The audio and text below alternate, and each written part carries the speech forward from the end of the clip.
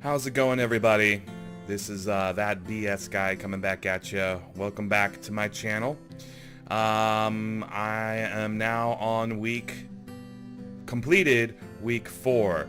So I'm going into week 5. So welcome to the My Journey series of these videos. And had an interesting week this week. So to kind of fill in the backstory here, my job, my regular job, entails me to travel. Like, it requires me to travel Monday through Thursday nearly every week. So that means that, you know, I have to be very careful when I do this, because I have to be in a hotel that, you know, either provides breakfast that I can eat, or in a hotel that has like a kitchenette, so I can then go shopping and then basically just get enough food for those couple days, and then, you know, continue my diet plan as usual. So this week I ventured out a little bit more than probably I should have.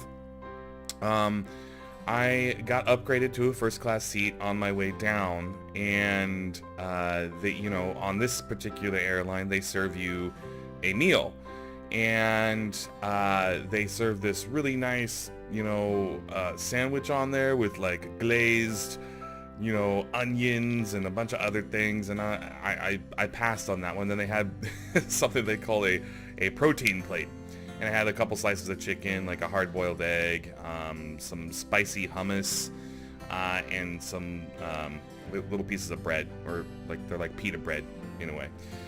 So I chose that, thinking like, hey, at least I could maybe have some of the hummus.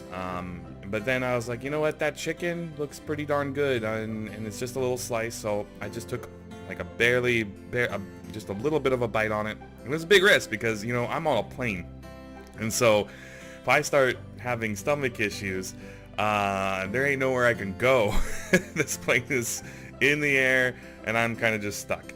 So suffice it to say, I took a nibble, chewed it up really well, and just let it hit. You know, I just let it kind of be, and nothing happened. I felt okay. I didn't feel any nausea. I didn't feel any discomfort. So I was like, oh, well then, this opens up the game a little bit. So I took a little bit of a bigger bite, and then I, you know, and chewed it up very well. Nothing happened, and then I just kind of kept at it. I was eating very, very slowly, and over the flight. And in fact, I was the last person who still had their plate, and I only ate the 2 slices of chicken, which weren't very big, a little bit of the hard-boiled egg, and the hummus. I was eating the hummus on there. I tried eating a grape that they provided on there, and that just didn't sit well with me. I don't know if it was the covering of it, you know, the skin. That's what it's called, the skin, on the grape. But I did indeed have a meal, so that was a huge step for me. So what that did, though, is it kind of emboldened me to, you know, incorporate a little bit more normalcy into my diet. So in my line of work, it's not uncommon that I'll take staff members out to lunch and things of that nature. And you know, we went to like a restaurant chain, and I, you know, ended up having some soup and some other things there, and things went fine. Protein is kind of the big thing. I'm still not confident enough to do, like, you know, a fully cooked, you know, thicker chicken type thing, or steak. Ooh, I can't even imagine doing that just yet. I mean, it's just the concept of eating something that thick to me is not friendly feeling at the moment. But with that being said, I did make it through the week. I only had a little bit of discomfort. I did push it a bit when I was staying at a different hotel to go near the airport where I was at. The only thing that was open was like a Denny's, and so I was going in there and I was thinking like, okay, well, I'm gonna get a nice soft omelet. But the omelets there were not, how should I put this? Not as appetizing looking as like an IHOP or anything like that. Oh, by the way, side tip, omelets, or, you know, scrambled eggs at those kind of breakfast chains, not bad gig. Of course, Since my company pays for my meals, I'm not really caring that I'm not going to be eating the hash browns and toast and stuff that comes with it. But, you know, what I will say is that those meals that just have like the soft eggs and with a little bit of protein mixed in, not bad, not bad. I actually enjoyed that. And I mean, I could only eat like a little bit less than a half of it, and because they're quite large, but it did the job. And so that's why I went to the Denny's, but I wasn't as impressed with their selection. So what I did was I ordered this like chorizo skillet with like 2 eggs over it, and that was a mistake. That was kind of pushing it, because it was spicy, it was greasy, it tasted good, but like I could take maybe 4 bites of it, and then my stomach was like, nope, sorry, no more, can't do it. So I learned my lesson on pushing my limits, and as you know, if you watch anybody else's videos on here on the YouTube, you'll know that like we all mess up, we all do something here and there that, you know, is not good, and we just kind of learn from it, and that's basically where I was at with this. So it is now the end of week 4, going into week 5. I am slowly incorporating more and more regular types of food. So I just bought some clam chowder that I'm going to try today. Not the chunky kind, but just like, you know, the rich kind, because I, you know, with my duodenal switch surgery, I do need that high protein, high fat content, low sugar, almost no sugar if possible for things. Things that I have not or will not do at this point. I've not drank alcohol. I have not smoked anything. And on top of that, carbonated drinks, you know, I've been offered God knows how many carbonated drinks over this past couple weeks, and I've not partaken in any of them, and it seems to be working. So I think I did hit my first like miniature plateau a little bit. I still am losing weight, so I'm not overly concerned, and more to the point, my clothes are fitting a lot looser and better than they did before. I'm just in a t-shirt today, so it's not that apparent, but I'm down now to a definitive XX. That's huge for me. Like, you know, to be able to go into a regular store and be able to like, hey, I may be on the top end of this thing, but they now have my size in the store that I'm at. So I'm really pleased with that. Now, if the goal is to get down to, you know, a large. That would be so satisfied to be a large in size, but we got some work to do. So I started my journey. Pre-op weight was 378 pounds. My operation weight, my surgery weight was 363 pounds.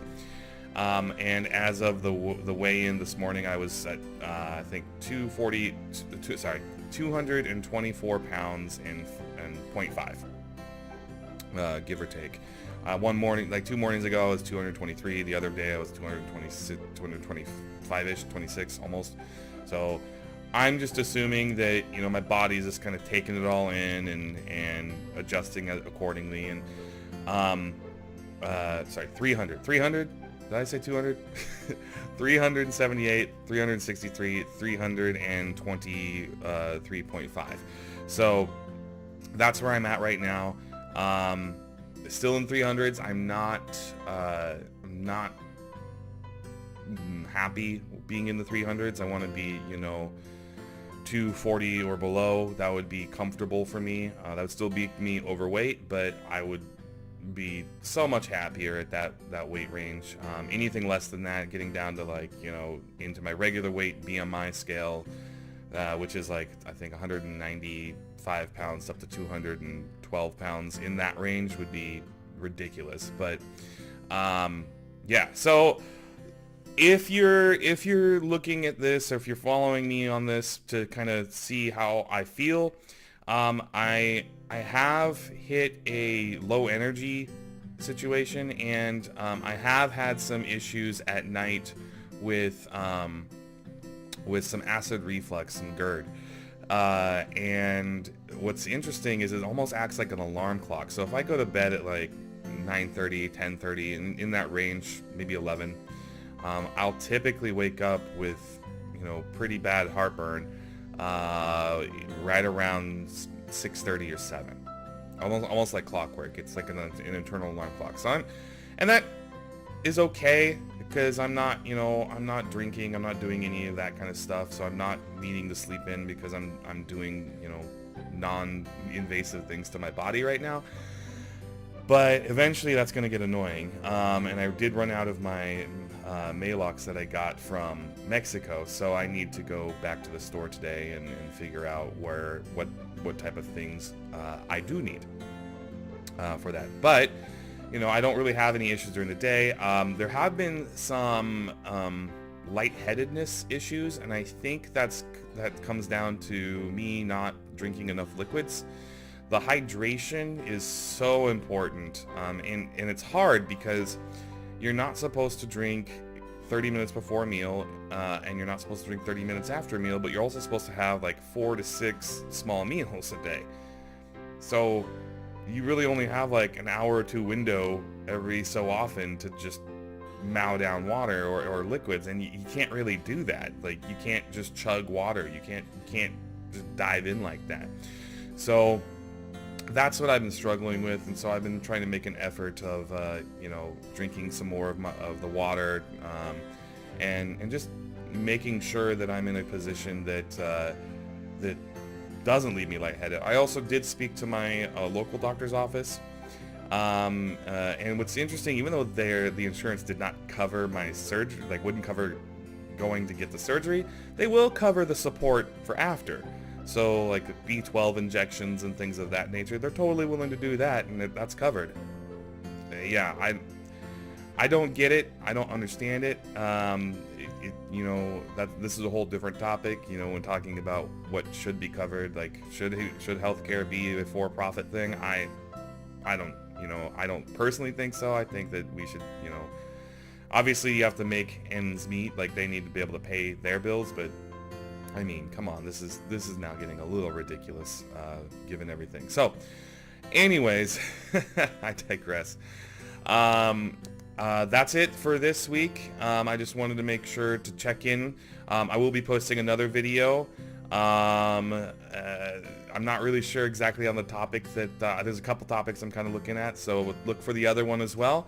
And if you do have any questions, you can find me on Twitter. I still don't have any followers.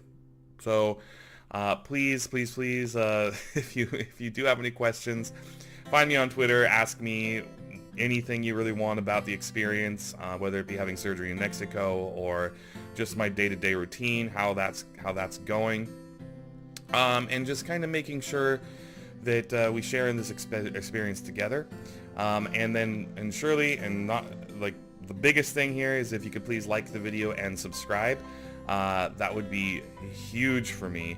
I need to get up to 100 subscribers. I'd be happy with that, so I can actually have a named channel and people could search me better and all that kind of fun stuff. So if you are watching this, please like and subscribe. It would really help me out. I'm not doing this to make any money or anything like that. I'm just doing this to share my experience, to see, and hopefully it might help somebody else out here and there. All right, everybody. Look forward to seeing you. And if you have any questions, feel free to find me on Twitter or down below in the comments. Have a great day. Bye-bye.